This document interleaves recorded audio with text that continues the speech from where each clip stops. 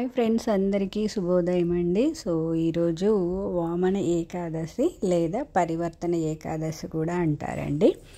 తొలి ఏకాదశి రోజు శ్రీ మహావిష్ణువు యోగ నిద్రలోకి వెళ్తారు కదా, ఈరోజు పక్కకి తిరుగుతారంట, అంటే పక్కకి పరివర్తన చెందుతారు.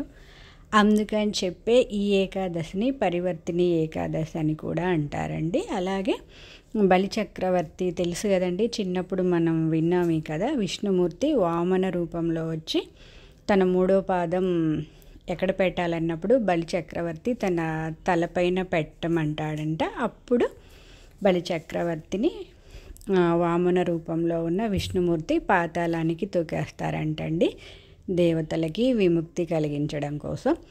అందువల్ల ఈ ఏకాదశిని వామన ఏకాదశి అని కూడా అంటారు.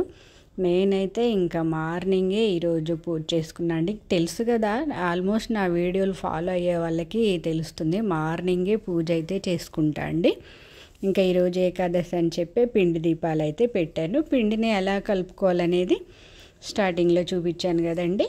బియ్యం పిండిలో కొంచెం బెల్లం, పాలల్లో కొంచెం వాటర్ వేసేసి, ఎక్కువ వేయనులేండి, కొంచెం, అంటే పిండి ముద్దలాగా రావాలి కదా, అందుకని చెప్పి కొంచెం వాటర్ వేసి కలిపి పిండి దీపాలను అయితే పెట్టాయండి. చాలా చక్కగా వచ్చాయి. ఇంకా తర్వాత అయితే గుడికి కూడా వెళ్ళాను. మనం ఉపవాసం ఉండలేకపోయినా, ఏం చేసినా చేయకపోయినా సరే, రావి చెట్టు ఉంటుంది కదండి, రావి చెట్టుకు మొదట్లో నీళ్లు పోసి ఒక చెమ్ము నిండుగా 11 ప్రదక్షిణలు చేశామంటే ఉపవాసం చేసినంత ఫలితం లభిస్తుందంటండి. సో నేనైతే మార్నింగ్ గుడికి వెళ్ళి ప్రదక్షిణలు చేసి అయితే వచ్చానండి.